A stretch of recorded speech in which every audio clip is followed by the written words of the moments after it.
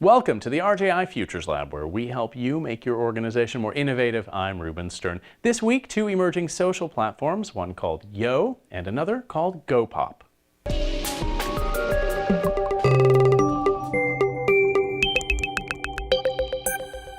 When Twitter first launched, many people thought 140 characters was too short. But now an app called Yo has taken it all the way down to sending out just a single two-letter word. Futures Lab reporter Katie Mersman explores how Yo might be used for news. Yo's premise is to get the attention of users with a simple phrase, Yo. Rather than focus on communication, Yo's intent is to alert users with a notification sent right to a phone's lock screen. But in August, Yo gave brands and companies the ability to send links and photos with their Yos, opening new possibilities for engaging audiences. The Washington Post is one company using the new link feature to share stories. Once they added the functionality of links, where you could Yo links to other people, that's when we started thinking roughly about how this would be of interest to us.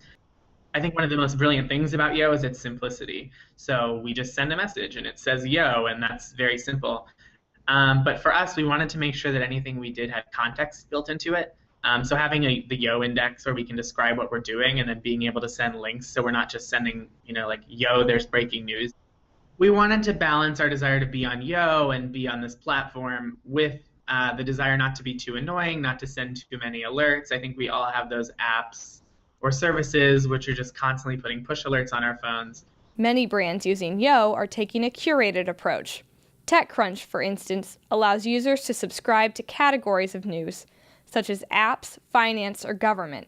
The Washington Post is taking a beat-specific approach. We are using Yo to send an alert every time we publish a new NSA or cybersecurity story.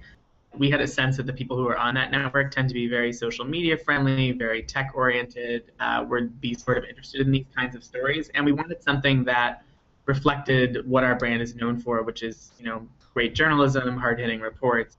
Right now, Yo isn't releasing demographic information, so experimentation is key for brands. We have a lot of journalism here. I think there are a lot of things that lend themselves really well to this, and it's a matter of figuring out what people are interested in, what Yo's user base wants, and what we think we're capable of here. I think it's going to be a little while before that all shakes out. I think the same was true of Twitter when news organizations jumped on that. I can't imagine that we'll ever be nearly as, let's say, voluminous on Yo as we are on Twitter right now, but who knows?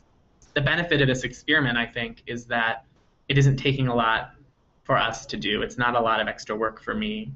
For the Futures Lab, this is Katie Mersman.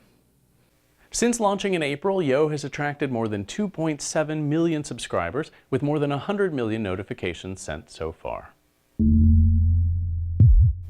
GoPop enables users to combine images into unique, personalized visual messages, a kind of hybrid platform that's sort of like a mashup of Snapchat plus Instagram plus Vine. We spoke with GoPop's co-founder and CEO about the platform's potential to engage audiences.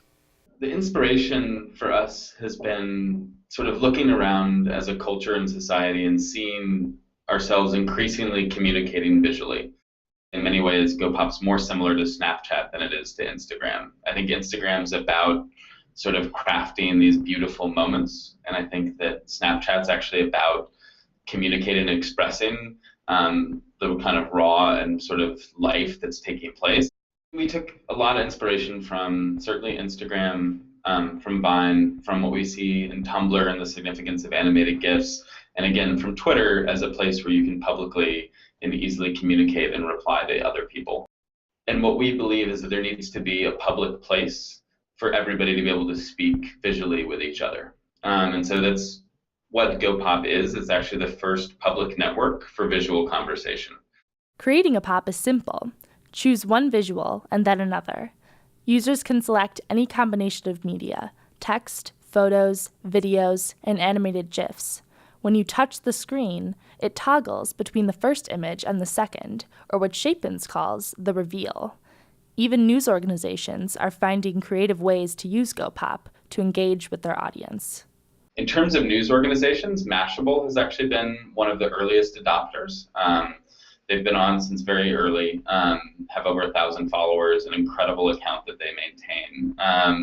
They use it to sort of tell news about what's happening during the day, often sort of more pop cultural news, but there's a variety of things. We just introduced a new feature that lets you draw on a pop, which is actually really fun for also kind of news storytelling. Mashable has done really interesting things with drawing on Snapchat, and so we're starting to see more of that on their account. They made a great pop today wishing Beyonce happy birthday. And so they sort of initiate a conversation, and then the community responds. And so they are sort of the conversation starters, and there's no other medium where they can do that. Not only is GoPop a source for pop culture and entertainment, but for some users, it's also become a hub for news. There's quite a dialogue around both the death of Robin Williams as well as Ferguson that took place within the community. And for some people in our community, this was the first time, this was actually how they heard about both of those things taking place.